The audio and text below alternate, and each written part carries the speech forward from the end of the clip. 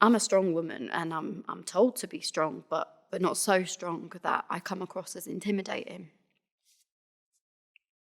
I'm told to be coy and flirt, be a tease, knowing full well the risk that that could result in.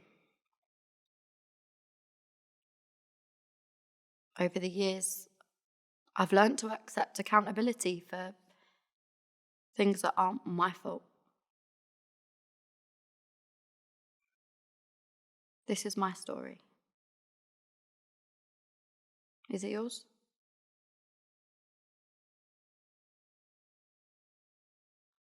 Uh, I love being a man. I think we need men in this world. Yeah, I didn't choose to be a man. We can't choose who we are. But I will never be able to know what it is to be a woman.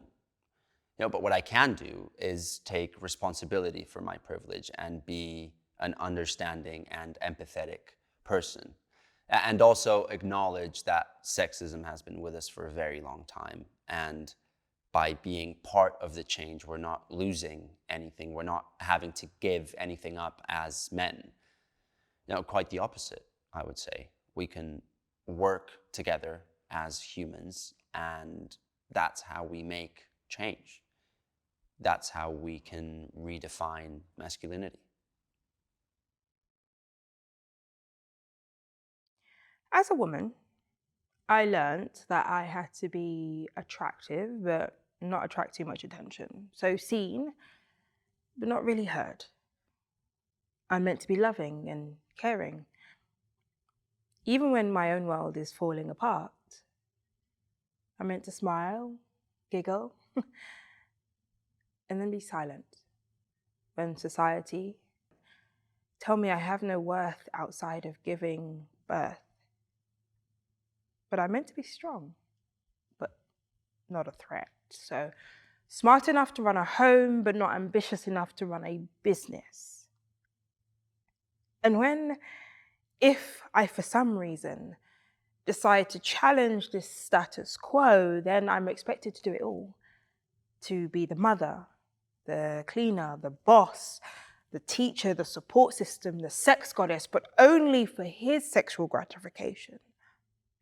Never for my own sexual want. And I'm expected to do all of it without complaint because I wanted equality. And for a while I thought this was just my story, but it's not. It's also my sisters, my mums, my aunts, my cousins, my friends. Is it also yours?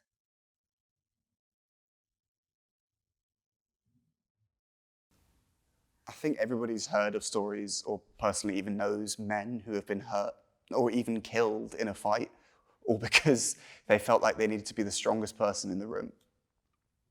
Why? Why do we feel like we have to be the biggest and the best? I hear both men and women encouraging this, and I'm not pointing fingers at one or the other, but there is definitely a societal pressure for men to be tough. Right? It's in our music, it's in our films, it's in everything. Why are we encouraging this behavior? Right? Who is it helping?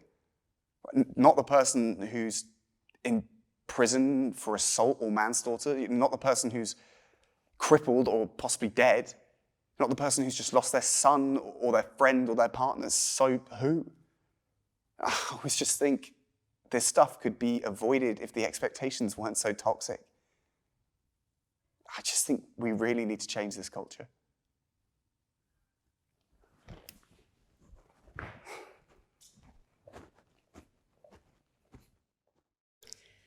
Yeah, there was a bit of trial and error during the internet dating because obviously it's completely different from when I first was on the scene. But my friends gave me a bit of a hand one night and we had a laugh. But I've met this really nice guy, Paul. He's not weird, which is the starting point.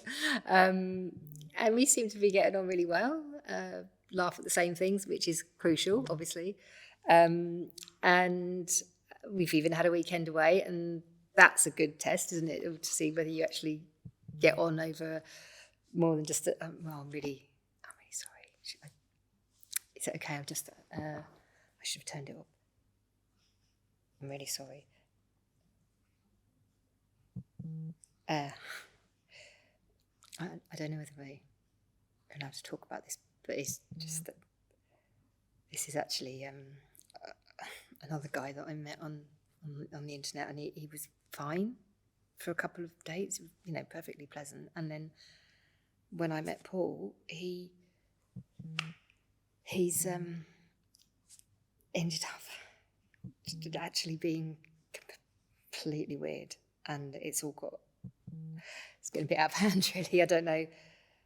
I mean, in the greater scheme of things, when I know people are genuinely threatened and not getting themselves in trouble, but weirdos like come out of the woodwork and treat them in a terrible way in online dating and everything. This guy is just, I think, a bit attention seeking, but it is becoming it's becoming a bit much, really. And I'm starting a new relationship, so I don't really want to go to Paul and go, oh yeah, you know how we had that nice weekend away? Oh well, let me introduce you to my stalker as well. He's in the room with us. This guy has actually walked me home once, so he knows where I live, and he's sort of now in my home. So it's not entirely conducive to building a new relationship, and I just ignore him, I suppose. So that's my story. Is it yours?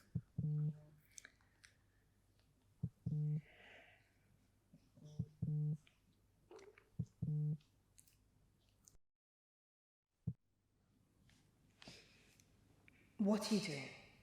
Put that phone down. Who's going to believe you? I have to do this.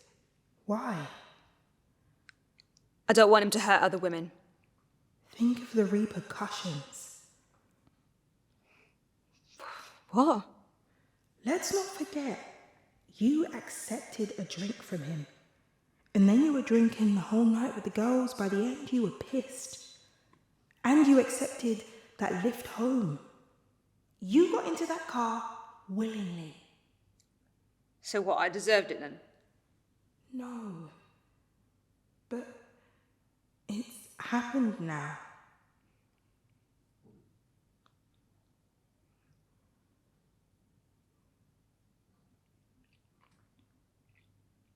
No.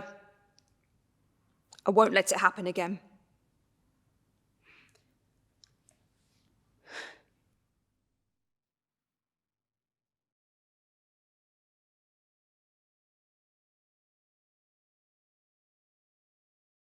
We need you to listen and to hear us. Sexism. It doesn't work for any of us. We want to feel appreciated.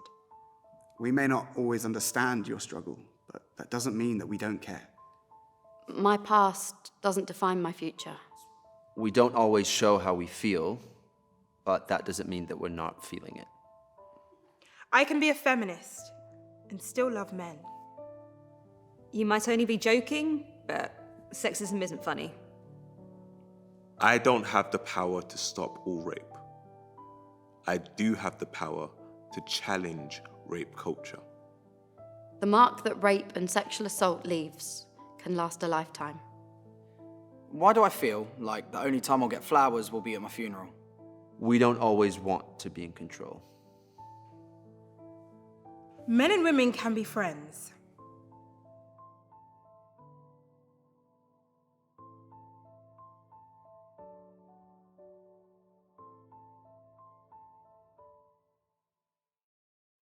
Maybe it's time we relearn the stuff we thought we understood.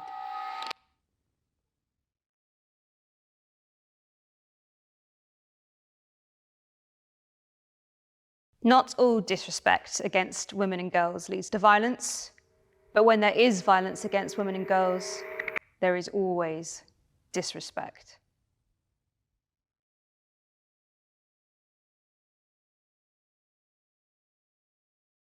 Imagine having 10,000 pounds in a see-through bag with you at all times. Everyone can see it, and a lot of people want it. Wouldn't you feel scared walking alone?